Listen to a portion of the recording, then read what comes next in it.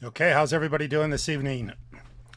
I think we're August 26th, 2021, and it's 11 p.m. on the Pacific Coast time here in San Diego, California. My name is Kent, and if you've noticed, the channel has changed. I've changed the name of the channel from EOS Bitcoin San Diego to Crypto Kent Bitcoin San Diego. So I kind of want to rebrand myself a little bit. Most of the questions I get and most of the comments I get are about EOS. And I think it's about time that we start to kind of not divorce ourselves from EOS or get away from EOS, but to kind of separate ourselves in exactly what it is we're about, what we do, and why I'm even doing these YouTube channels, the YouTube channel, and what it's about. And from the very beginning, we wanted to build an application. We have done that. We have built the application on the EOS blockchain. That's our connection to EOS. But in the meantime, we had to wait for EOS to be built, because at the time I started this channel, there was no EOS. There was just a promise to build an EOS blockchain. And so I started talking about EOS, trying to talk about EOS, trying to get people to recognize and understand, talking about blockchain. Because at that time, EOS was a big deal. It's a big project. It's a $4 billion ICO. So as I started to talk more and more about EOS and our application was being built, I would still continue to talk about EOS because so many people were watching the channel because of EOS. But now so many people that are watching the channel want to comment about EOS and they want to talk about EOS when I'm really not about EOS per se. I'm more about our challenge application, because we are actually developers on the blockchain. And that's what we wanted to be from the very beginning. We just had to talk about EOS because EOS was the only blockchain that could run our application. Obviously, Ethereum was running slower, 10, 20 transactions per second. So nothing really was running too much on Ethereum except for the ERC20 tokens, which are doing ICOs, which launched a lot of deals. And then obviously, you have Bitcoin, which wasn't running smart contracts, but everything else was pretty much not running, or hardly running at all, or not running fast enough, or hadn't really been developed. So EOS was our only option. We decided to develop on EOS, and took a lot of the EOS that we had, turned it into RAM, as I've talked about before, and started running an application on the EOS blockchain, and have since done that, and have done really well with it. We're really happy with it. But people love to hate on EOS, and since they love to hate on EOS, I get kind of thrown into that deal, especially when I've looked at EOS and said, well, I think it's a $100 project. I think it's going to go much higher. And obviously, I've said that a lot, because that was my belief, that it was going higher. When I saw everything going on, I was seeing that ERC20 tokens, and I was seeing a lot of the deals were not being built. Ethereum was always going to launch a smart, the stake proof of stake platform, the Ethereum 2.0, which never launched. Of course, Cardano's 5 years in the process of launching, and then you got the pump and dump scams like Richard Hart with the HEX and all this other stuff going on. So, we just wanted to build. We didn't want to pump and dump like Richard thinks the only thing you do with cryptocurrencies is to pump and dump. Or I think I got a clip here. I'll do. He's such an incredible amount of material that every time I watch the YouTube and I watch another Richard Hart video, I find more good material on Richard Hart. But yeah, he basically thinks that everything on blockchain is either a store of value or it's a pump and dump deal, and that's all he thinks blockchain is. Whereas we believe there's actually more utility to blockchain than pump and dump and store of value. Here, I'll show you my clip real quick, because this is kind of a good one. I got to change the screen though. Let me see if I can get the screen back to smaller. Let's see. So you can see it too. And hopefully it plays too. So here we are. There's our good friend Richard Hart. He's actually getting into a pretty heated conversation with this guy. And let me make sure that it's going to play, because I got to set my preferences. But he's actually, I think, the more I watch him, the more I realize he's knowledgeable about blockchain. He knows a lot about blockchain. The only problem he doesn't understand about blockchain is that blockchain actually has functionality, and we are moving to a new phase of blockchain, which is where the utility, the pipelines are being built. Now we just need to get the dApps being built. That's the whole thing. And that's where I want to talk to you about EOS, is I want to show you what EOS is doing in the meantime. That they're just not, pump, get the money, and then dump, and everybody runs away and gets as far away from the project as they can, which is what's going to happen with Richard Hart. Hasn't happened yet, but it will happen. But listen to this. This is pretty good stuff right here. And let me make sure that my preferences so my speakers will play. But yeah, his thing is, it's just the only thing about blockchain is it doesn't do anything but the output. Here we go. Yep, changes every time. Here we go. So let's play this Richard Hart video, and we'll talk about it after I hear him talk. Don't know that, you should be watching my stream more, because I'm one of the only people talking about it. No, I don't watch your stream anymore because you're a scammer. You're fucking people over. Where's the 4 million ETH go? Christ. Okay, so here's a guy that's a critic of Richard Hart, of which there are many. He's asking what happened to the 4 million ETH. And I don't know if it was $4 million worth of ETH or the 4 million ETH. If it was 4 million ETH, that's a lot of money. If it's $4 million worth of ETH, well, it's not so much, but 4 million ETH would be a lot of money. Here we go. Where's the 4 million? Here's the reason I don't want you to know, and I don't want anyone to know, okay? If you promise people returns, then you could be having a security, and a security is a regulated activity. And so you have to be very, very, very... Okay, here we go. This is where this guy gets himself over his head with his knowledge. He may understand blockchain, but he doesn't understand the Security and Exchange Commission. He understand rules and regulations. That's why he needs to spend the money on attorneys like EOS did. Or he needs to find somebody that's a good understanding of this because he is not. He thinks simply because he takes the money and hides it into an account where nobody can find it, that he's not promising returns, because we don't know who it is who's promising the returns, because we don't know where the ETH's going to. So let me continue here. Very, very super careful not to sell people a bunch of bullshit, because you may end up in jail for violating securities law. Oh, you're going to end up in jail. So guys like you... He tells you... Well, let's go back a little bit further on this video. Let's get back here. He tells you that the ETH... This guy asks, where's the ETH going to? And he says, I can't tell you where the ETH's at. It's private. Nobody knows. And the reason nobody knows is because I could have a securities and exchange problem, because people are going to call me a security. Let me see if I got it backed up here. Close or shorts at 4K. And I told everyone to long at 10K. It went up to 12 with a $50 drop. Okay, he's talking about Bitcoin. This is back in the days when Bitcoin was around 10 grand. Which is the easiest long in the world, but then, didn't call close until 10-4. The problem is, it's almost like, it's almost you like... say and I don't know who this guy's... I think this guy's this Peter McCormick. I don't know who he is, but I think he's probably a big YouTuber. I have no idea. Things that are wrong, and you're okay with it. Like you're saying I'm a bad trader. Like it doesn't make sense. I publish my calls. I don't delete them. I didn't say you're a bad trader. I said the last time I remember you talking about trading was that time where you came on. Okay, and they're talking about his trading, but this is setting it up to where he talks about the fact that he can't tell you where all the Ether is, all the Ethereum is that he's taken from people and giving them HEX, because he's pumping HEX. That's what he's doing. And you were crying your eyes. I'm the one that publicized the BitConnect Ponzi, or rather the Ponzi. He's telling you about the scams because he says he knows scammers better than anybody, and that's why he understands scams. That no one else publicized, no one else popularized, and the 14K top was the day that their founders got arrested. And as you watch their Ponzi scheme, they own over 1% of all Bitcoin. Did you know that?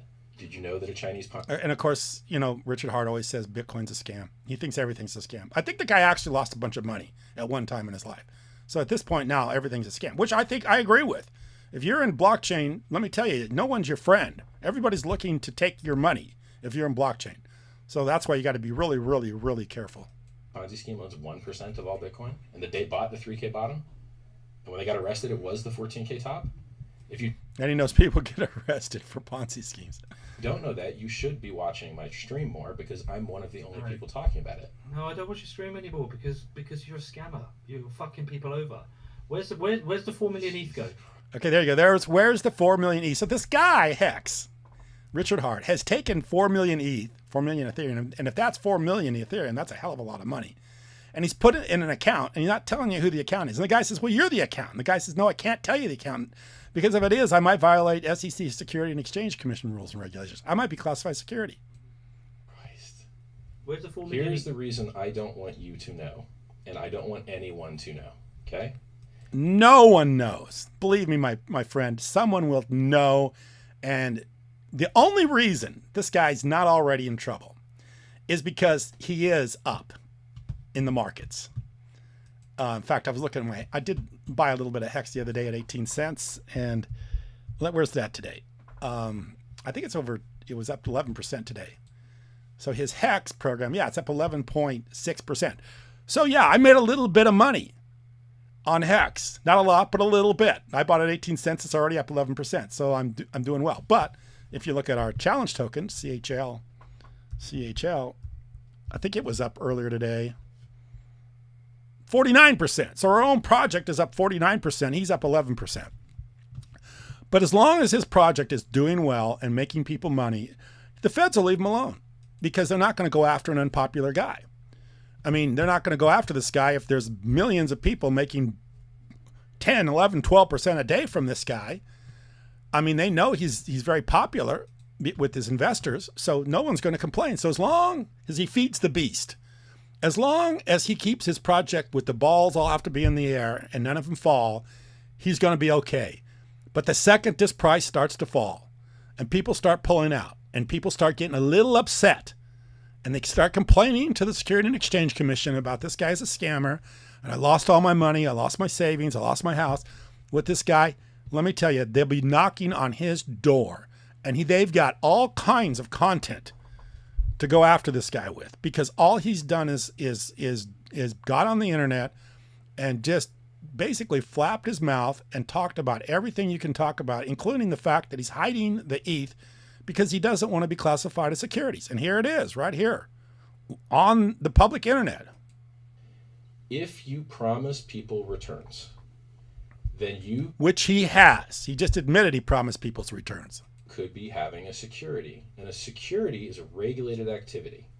And so you have to be very, very, very, very super careful not to sell people a bunch of bullshit because you may end up... And see, he just called his project a bullshit.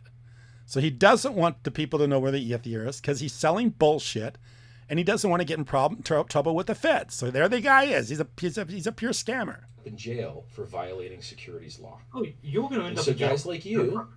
You're definitely going to end up in jail. He's basically saying, hey, this is the dude. You're doing exactly what you tell everybody else that you're telling me you protect everybody else from. So this is the issue. This HEX is a pump and dump scheme. Once enough people decide to bail on this deal, it's going to go back to nothing and everybody will lose their money. And if you made a little bit of money, good, congratulations. I'm happy for you. If you were one of these people that got in on this, this market cap of when it's I don't know how many, and you don't even know anymore with these people because you don't know what these exchanges are doing. I mean, these exchanges are completely off the chart as far as their being trustworthy and being able to trust them. But anyway, that's what we didn't want to be. We didn't want to be a Richard Hart. We didn't want to be a HEX. We didn't want to be a pump and dumper. We didn't want to do this. I'll show you another video. This is another thing I want to show you. This was a pretty good video. We'll get rid of the HEX because I've played that one before. But we didn't want to be one of these people either. This is the other thing we didn't want to do with our project, our challenge application. DApps aren't really applications at all. At least not in practice. What they really are vehicles to raise money. Here's how it... So what the guy is saying is an application, DApping, decentralized applications aren't really projects at all. They're just opportunities to raise money. Usually goes. The team behind the DApp here we go. Typically launches an ICO. So the team behind it being like a Richard Hart, the people behind the ICO. Even before they have a product. During their ICO. Before they have a product and they raise the money just like Charles Hawkinson did with the Cardano. He raises $60 million. They're raising the money to complete a project, but the project never happens. You sell a DApp specific token to the public, accepting a currency with... Yeah, it's funny. They accept a currency for a currency that has value, a currency that you can exchange for other things for a token that you can't exchange for anything. A much broader use than the token that they're selling. So the token they're buying with the fiat currency, which they could use to buy anything, is very limited and only trades on certain exchanges. Look at Richard Hart's deal. You have to do the MetaMask wallet. It's an ERC20 token. I mean, you have to go through a couple steps to buy it. So it's not the easiest thing in the world to buy, but you can buy it. The money that people invest in usually goes directly into the pockets of the founders. Charles Hawkinson goes right into the pockets of the founders. Gavin Woods, all of them, you know, all these people that are got these top 20 market caps are people that have just taken money. And Ethereum, because Ethereum's ever launched 2.0, taken money. Dogecoin, they've taken money. Polkadot, XRP, of course, in the lawsuit. They've taken money, but they've never produced a product. Or at least they're running on something like the ERC20 token or the Ethereum chain, which is very slow and has never really materialized into what it was meant to be, which is something that could run contracts at infinite speed so they can do the volume it takes in order to accomplish what it is they want to accomplish. I heard someone talking the other day about Cardano, and they were going on just like I used to go on about EOS. It's going to run the world. All these smart contracts are going to run on a blockchain, and everything's going to be a trusted third party. It's going to be the blockchain. That's what I thought two years ago with EOS. That's why I was on the channel talking about how great it was going to be. Well, Cardano hasn't even launched in 5 years. At least EOS has built something in the last 5 years. And of course, EOS has done more than most people think they've done. So anyway, I want to continue with the graphic there. And then we'll talk about EOS. Where was it at? The animation thing. So here we go. And here's the thing, and seriously, this is crazy. The founders of a DApp are under no obligation to deliver. That's true. EOS did not have to build their blockchain. They could have taken the money, the $4 billion, and done nothing. Just as Charles Hawkinson has done nothing. Just as, you know, a lot of other people have done nothing. So they really don't need to do anything. That's because there's no, you know, there's no regulation to deliver. Ever. The founders of a DApp can take the money from its investors and just walk away. They never have to create a working product at all. Now, you might be thinking this doesn't happen anymore thanks to ICO regulations. But no, these things do happen. Okay, this was 2018. I don't know how much ICOs are going on right now because I think too many people are scared. So people are doing what Richard's doing, which was just give me your Ethereum wallet address or give you your Bitcoin address and I'll give you some X. And then just pump that thing up. And then he's got to keep it up high enough to keep people happy. And as long as people are happy, nobody complains. Once it drops, people complain. And then Richard's got a huge problem on his hands, which means he's going to be called a security. Because just the fact that he hides the money doesn't mean he's not a security. The fact he took the money means he's a security. So his argument's really, really bad. It's horrible. In fact, it's one of the worst arguments I've ever heard. And people think this guy's smart for doing something like that. So anyway, back to EOS, because EOS is in a whole different arena. EOS raised $4 billion. And of course, everybody talks about proof of stake. Who developed proof of stake? Was Dan Larimer. Here it is, delegated proof of stake. Is a consensus algorithm. What consensus means is it's proof of stake, proof of work, who decides how the chain operates or what the chain operates, if it's solving some sort of a problem or a puzzle or whatever it takes in order to build the next block, whatever that is. If it's proof of work, anybody can do it. If it's proof of stake, there's people that have already been pre-selected. So that was an idea that was originally thought of with BitShares and Steem and Dan Larimer. So the thing that everybody wants to move to is the thing that EOS was original inventor of, which is the proof of work, proof of stake. Now it's proof of stake. Ethereum 2.0 wants to be proof of stake. Cardano wants to be proof of stake. So EOS is the originators of this thing. And I need to go back to EOS because everybody thinks I'm, the EOS guy. Everybody talks to me like most of my comments are about EOS. In fact, I'll just go to them right now. If you look at nobody talks about our challenge app that was up, 40% today, and that is in the App Store. We're not in Google Play right now. The reason we're not in Google Play right now is because Google's asking us for more information. That's another thing.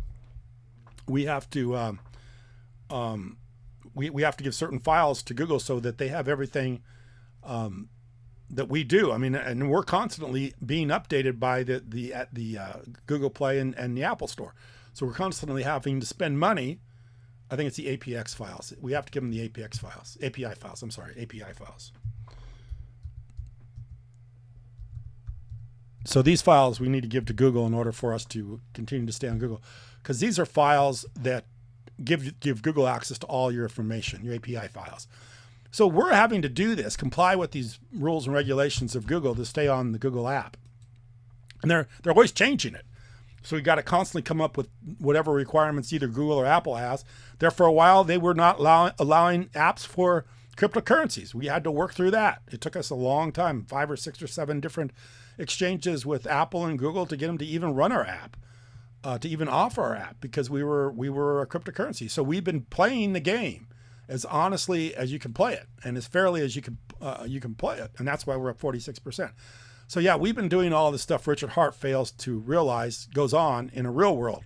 You can't just pump and dump something. You actually have to build something. So in the beginning, like I say, we were pushing for EOS because we wanted EOS to build their blockchain, because we wanted to build something on it, because we saw that cryptocurrency was the future. And it wasn't just pump and dump, like Richard Hart says. There really was a use case here, and we wanted to build something on it, and that's what we did. We built the challenge application, of which you can find right now on Apple, the Apple App Store. Soon to be back on Google. We just got to give them the API files. As soon as we get that figured out, then we'll be back up again. But like I said, we're constantly meeting the demands and the rules and regulations of people like Google and people like Apple. So we're under that scrutiny. And that's why we've had to spend our own money and our own time in development to do this, to get where we're doing. We didn't raise any ICO money. We didn't get any venture capital money. We didn't get any money from anybody. No private investment, no private equity fund, nothing. Nobody gave us a penny. In fact, if anything, we end up getting kind of screwed by EOS on the RAM, the staking of the RAM. We staked, I think, 16,000 EOS on buying the RAM, and I can even show you the hash where it was on the blockchain, where we paid 16,000 EOS for our RAM, which was a total blunder. So yeah, we've actually been taken advantage of while participating on the blockchain and helping the blockchain and building applications on the blockchain. The problem with what's going on today is, people like Ethereum, that probably will never ever run a functional blockchain, especially as long as it's proof of work, because you're not going to migrate these people over to proof of stake from proof of work. There's too much investment, and too many people have made too much money, and it's too far down the road for it to go to proof of stake now. It's going to stay proof of work. And if I were investing in anything right now, it would be Bitcoin number 1, and Ethereum 1.0 would be number 2, because Vitalik has a presence. A lot of people have made a lot of money. This thing's up thousands of percent. In fact, my son told me the very first time he bought Ethereum, it was $7. Now it's $3,120. And, if we'd have known that, we would have just bought Ethereum and never looked back. But we didn't know that. So a lot of people made a lot of money on Ethereum. So the fact that he's so well known, Vitalik, and the fact that he has so much clout as being probably the number 1 known person in blockchain, he probably is safe. So the Ethereum itself probably will do well. The Ethereum 2.0 will never launch, meaning that a lot of DeFi will never launch on the Ethereum blockchain. It'll launch someplace else. And I'm hoping it might launch on EOS. And let me just tell you what EOS has been doing. A couple things EOS has been doing. EOS raised a lot of money, and people love to hate on EOS. I was going to show you my comments. That's right. I was going to if I look at my comments, let's go to my channel.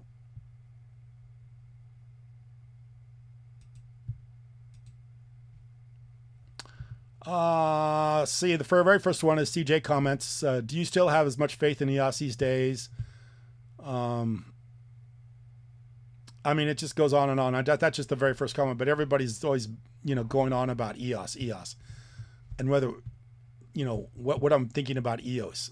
What am I, why now that they're dropped out of the top 30 in blockchain? They're down here. They're out of the top 30. This is used to be a top 4 or 5 market cap with $5 billion, almost $4.5 billion. Used to be a top 5. Now it's 36. So all these tokens have passed it. But while Cardano has yet to launch, and Ethereum hasn't launched their smart contract platform, which is the 2.0, EOS has been doing infrastructure building. One of the things we know is that EOS bought a lot of Bitcoin, which made a lot of money. So they're trying to protect it. They're not in the pump and dump phase of their venture. Now they're into preserving their capital and building something so that they can keep their 4 billion. So all these guys can keep all the money that they made in the ICO. So one of the things they've done is they're getting ready to launch a new exchange called Bullish. And not only is this a crypto exchange, this is a crypto exchange that's going to trade on a New York Stock Exchange. And not only is it a crypto exchange that's going to trade on a New York Stock Exchange, the president is going to be the former, the guy that's going to be running this.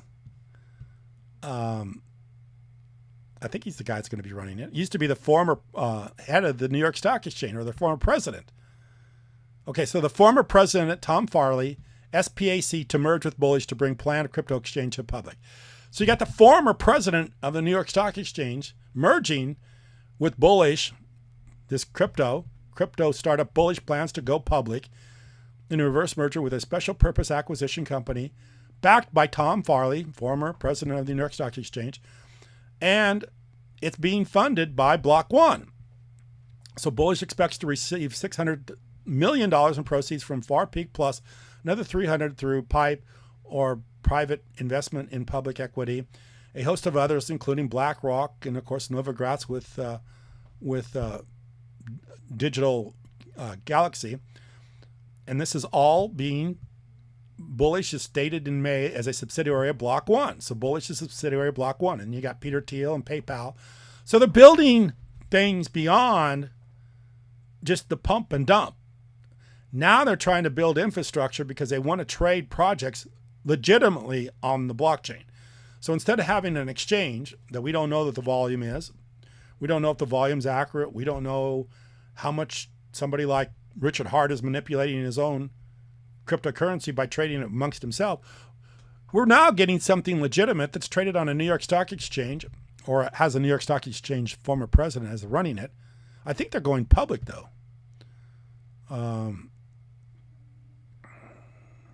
I'm going to read this for a second here. I read it a couple days ago and I forgot about it. Yeah, maybe they're not going public, but they're being funded by the guy that used to run this New York Stock Exchange, or president of New York Stock Exchange. But I think Bullish is going public. Let me check it out.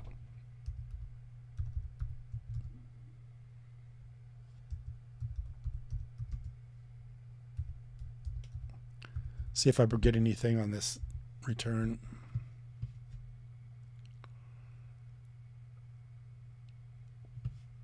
Okay, yeah, so Bullish announces intent to go public. Yeah, they are going public. Bullish announces intent to go public on the New York Stock Exchange. So, yeah, here we go. Here now, if they go public on the New York Stock Exchange, now you've got a legitimate operation that's being funded by former president of the New York Stock Exchange that is running something that's going to have to be give up, they're going to be exposed to the investors. So, if they can't manipulate their volume, or they can't manipulate any of their,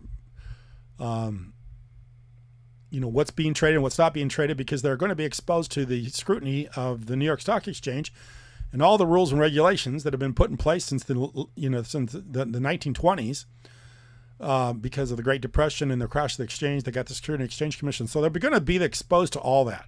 So that's why you're not seeing EOS being pumped, because they're going through all this, this scrutiny of trying to launch an exchange and then go public at the same time. So they're not being Richard Hart by going out and saying, I'm going to give you a 10,000x. I'm going to give you more X than you ever got through any other blockchain or any other cryptocurrency. We're going to do better than Bitcoin. We're going to do better than Ethereum. EOS isn't doing that because they're trying to launch Bullish.com, which is a crypto exchange. The other thing they've done is they've settled a class action lawsuit. So someone said, hey, you guys scammed us in your ICO. We want our money back. So they claim there's no merit. Block One previously settled with Security and Exchange Commission, so they settled with the Security and Exchange Commission for $24 million. And Block One calls this lawsuit that they're settled for $27.5. They're saying that was not a merit. It had no merit to it. So basically they got together with the lawyers. The lawyers said, hey, rather than hash this out, we're just going to settle, and they did. So they reached a settlement with the class action, which is a group of people that all combined their cases. Class action meaning a group of people all combined I've got a case, you got a case, we all got cases against EOS, but we're all going to come together. And usually in class action lawsuits where everybody combines their case, the only ones that get paid are the lawyers, as always. But anyway, Block 1 paid the $27.5 to settle the lawsuit, making them look better for going public with Bullish.com. They settled with the Security and Exchange Commission. So like I say, they're not pumping their token, even though they can probably really pump stuff like this. Nobody hears about it because nobody's looking at this kind of stuff, because EOS is trying to work within the confines of the Security and Exchange Commission. They're trying to be, everything is trying to be legitimate and upfront.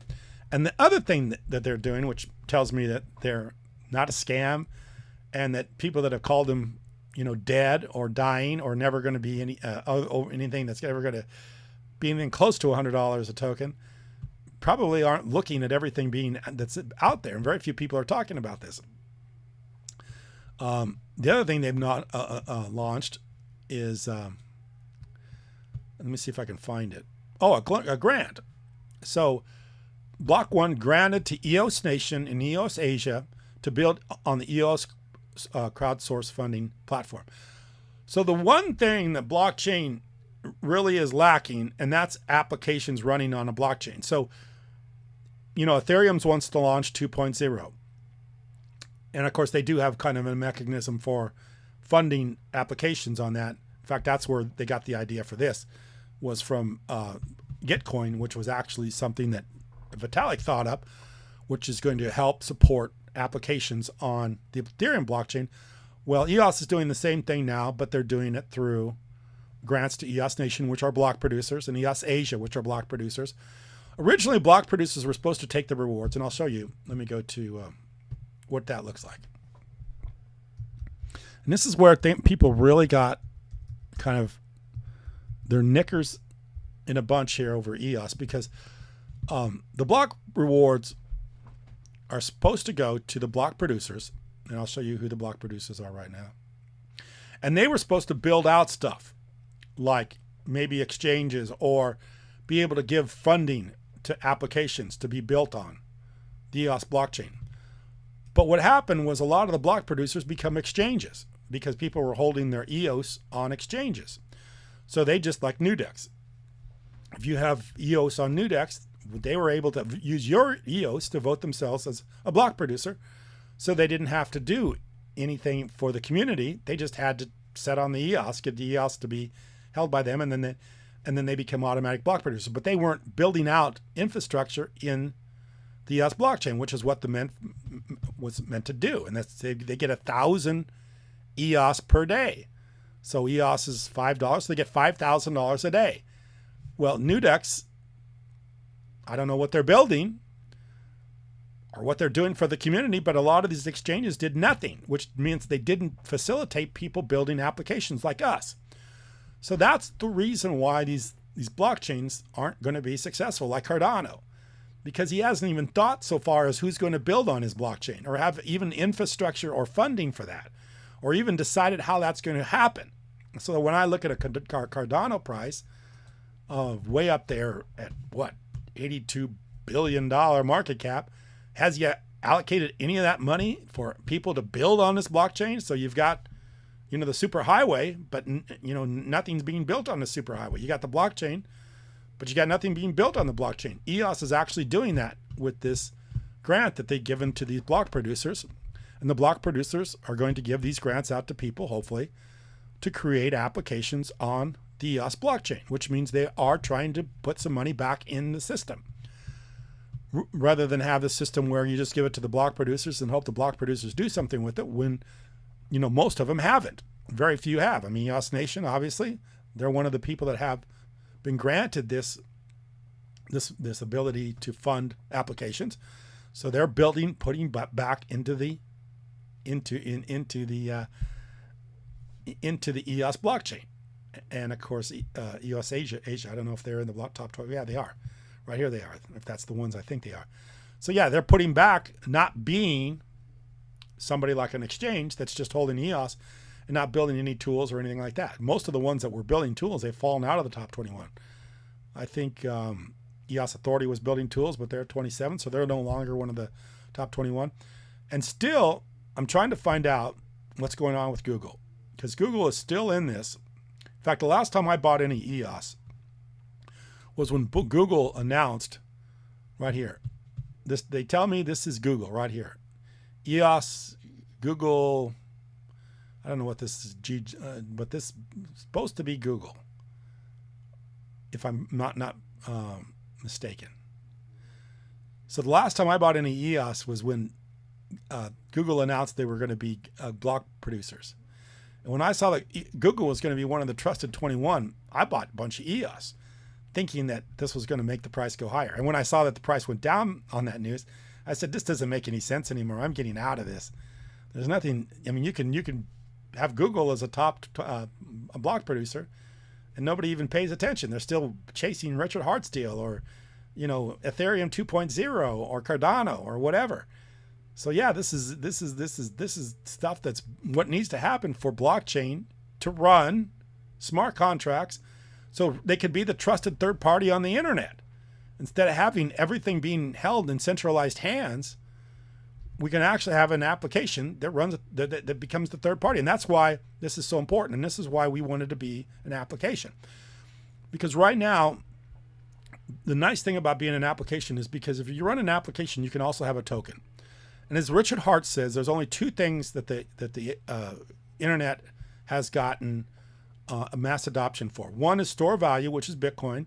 And the second is for pump and dump schemes like what he has. But every coin is a store of value. So every time you have something like our coin, the challenge token, you have a store value. And the store value right now is very important because everybody typically trades in fiat currencies. And fiat currencies are being exposed for the amount of money printing that's taking on right now. In fact, I wanted to play you this video and let you listen to this about all the money printing that's taking place right now. Here, let's take a listen to this guy real quick. You know, 35% ever been printed were printed in the last 10 months. Let's try to. Now I see this. Check this out. Because we're talking about crypto and all that stuff. You know, 35% of all US dollars that have ever been printed were printed in the last 10 months. Okay, so if you have your money in cryptocurrencies, you kind of have a little bit of a hedge against all this money inflation. But the cryptos are inflated too. But something like Bitcoin that's capped, where there's only 21 million will ever be minted or mined, then you're kind of getting a hedge, a protection against all this money printing. 35% of all dollars have been printed in the last 9 months or last 10 months. And this was in December 18th, 2020. So this video is not quite a year old, but almost a year old.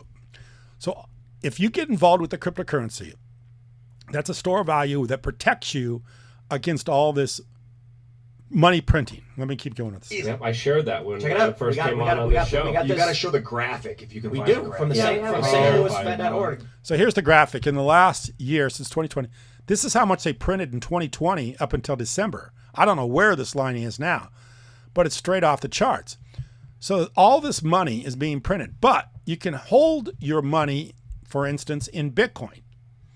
So Bitcoin, you know, obviously it's up 1% in the last 7 days. It's up 6% in an hour, half hour, or 0.6%. I mean, it's gone up way more than the money has been printed, and it will continue to go up. So you can keep your money in Bitcoin and probably stay ahead of this massive amount of money being printed. Or you can be in something like even HEX or any of these cryptocurrencies. That's why these cryptocurrencies keep going up, because the money's being inflated so much, and these are a store of value. A lot of people can't afford to buy real estate, or a lot of people can't afford to own things to keep ahead of the amount of inflation that's happening. So you own Dogecoin, even though Doge is nothing. But Doge is keeping up faster, making you money quicker than you're losing it with the US dollars that you hold, or any other fiat currency.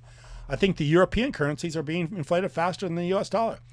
So that's the reason why you want to have an application. That's why you want to be on the blockchain, because you have a store of value that's keeping up or usually doing better than inflation. Just like with our, our coin, up 40% in the last 24 hours. HEX is up 11% in the last 24 hours. These are keeping up and going past, the amount of money that's being inflated and created right here. So this is why things will eventually all run on the blockchain, because the blockchain will be a store of value that will, be a better store of value than holding your money in fiat currencies. And there was a really good question. Let me see if I've got it, where Vitalik talks about this right here. No, that's not it. Maybe I had it. I have to go to my history. But there's a really good video with Vitalik where somebody asks him this question. Right here. The future happens when we explore new frontiers. Gemini. Okay, listen to this question. Of finance. Okay, so Felix asks, when we see a breakdown in a current financial system... Okay, when we see he's asking about Vitalik this question. If you see a breakdown in the current financial system, which is what you're kind of seeing here, not that they can't justify this massive increase in money, because people aren't even aware of it or they're not even thinking about it. But there has been where's it at? That was at. I must have taken it away. But anyways, a massive amount of inflation that people aren't even aware of. But here, this is what the guy's asking. And fiat currencies of the world are losing value. Do you see Ethereum and the benevolence of blockchain tech replacing current systems? Okay, do you see blockchain and blockchain tech? Did you say blockchain tech? I think you said blockchain tech. Replacing current systems. Ethereum and the benevolence of blockchain tech replacing current systems. Did you see blockchain replacing current systems because of the fact that money printing is so, without any kind of basis. They can just print as much as they want and just inflate the world away. Or people can have store values on the blockchain, which stay ahead of it. And see, this is what Vitalik says. First of all, I will say that my probability estimation. This is 2016, so this is a while ago. That world financial systems will collapse and fiat currencies will hyperinflate is much, much lower than. So he doesn't think there'll be hyperinflation, and he thinks that the chances of that happening are very low, because now he's not an Austrian economics guy. It was 4 years ago, back when I thought that Austrian economics was like the world. So Austrian economics, yeah, with the inflation and all the other stuff, Austrian economics is very conservative about inflation. They don't like it. So anyway, and I totally agree. They're inflating this money, and the way they're inflating this money is technology. Technology doesn't allow them to inflate the money, so they can do this a lot. But the thing about it is anytime you get involved with the cryptocurrency, especially an application or a cryptocurrency that has its own crypto, like Ethereum has its own cryptocurrency, you do have some way of protecting yourself against the massive inflation that's taking place. So anyway, like I say, the channel's updating. I'm calling myself Crypto Kent, Bitcoin San Diego. I'm kind of rebranding myself, talking more about the challenge application and trying to get a little bit more away from EOS, even though we still run on EOS blockchain, but talk a little bit less about EOS because obviously it's not something people want to hear, even though there's a lot going on and we still run on it, and we'll probably continue to run on it because we run an application that's doing very, very well. The other thing I want to tell you is that we do run an AMA, Ask Me Anything. We do that on Facebook tomorrow morning at 9 o'clock Pacific Standard Time, and I'll put a link below. I'm not part of that, but my son is, so he runs that. So if you want to watch that, it'll be 9 o'clock tomorrow morning on Facebook, and I'll put a link below, and you can watch it, and you can ask all the questions you want to ask, and they give you crypto for doing it. So anyway, it's a good way to listen and find out what's going on. I appreciate you watching. Thank you.